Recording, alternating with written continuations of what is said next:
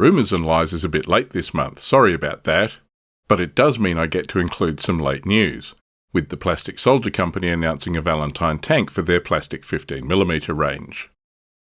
The kit will build 3 variants, the Mark II, Mark III and the Mark IX. The first 2 Marks are armed with a 2-pounder gun but with different turrets. The Mark IX has a different turret again, mounting a 6-pounder gun.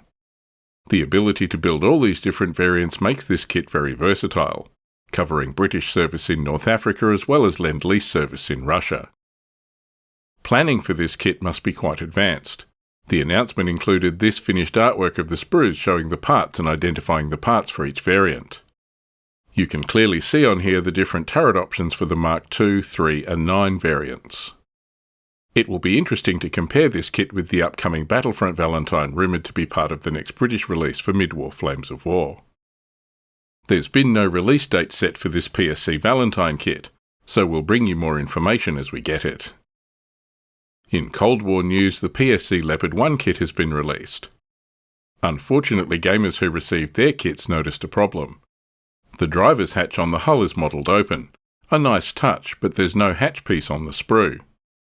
This is a bit of an embarrassing oversight with this much anticipated kit. The Plastic Soldier Company have not made any official announcement about addressing this issue, but rumour is the tool will be updated to add the hatch. There's no official word yet about how existing customers can get hatches for their kits. Again, we will update you when we have more news on this. Continuing the Cold War theme, December will see the release of Stripes for Team Yankee.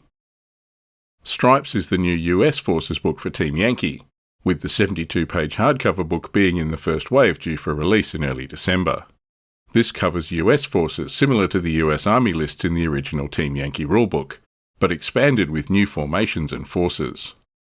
The expanded forces include the US Marine Corps, and the first wave releases include Ryan's Leathernecks, a US Marine strike force with the new plastic M60 tanks and Humvees.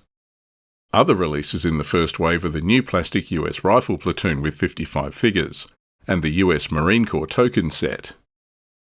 The second wave in mid-December will see the new plastic Huey Helicopter Platoon box, the IPM-1 Abrams Tank Platoon box, and expanded anti-air options with the Resin M48 Chaparral SAM Platoon and the M247 Sergeant York AA Platoon.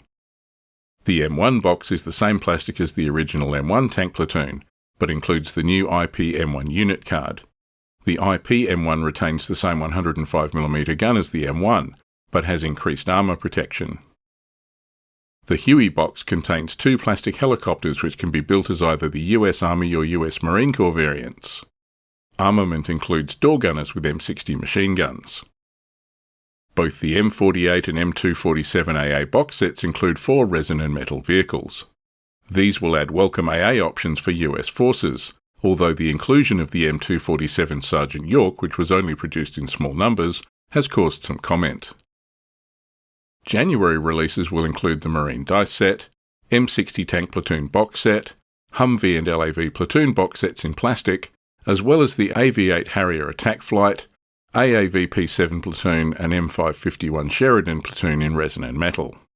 More details of these closer to their release. The delayed plastic Soviet infantry for Red Thunder also released recently. The Motor Rifle Company box set, Motor Rifle Platoon and heavy weapon blisters as well as the Afghancy heavy weapons are all available now, replacing the metal options. So there's plenty for Team Yankee players to look forward to over the Christmas period. The game also got an interesting change in November when Battlefront released updated force diagrams for all the Team Yankee forces. These diagrams are available as PDFs downloadable from the Team Yankee website. The main changes here is the addition of an option to field an allied formation as part of your force. This means a British mechanised infantry company can have a German tank formation as an allied formation in their force. This opens up a lot of possibilities, with East Germans being able to take Soviet allies and so on, allowing a lot more mixing and matching of forces. These allied formations obey all the rules of their own nationality, and formation commanders can only join forces from their own nationality. Allied formations count as support, so they don't count towards you having any formations left on the table for determining if you've lost the game.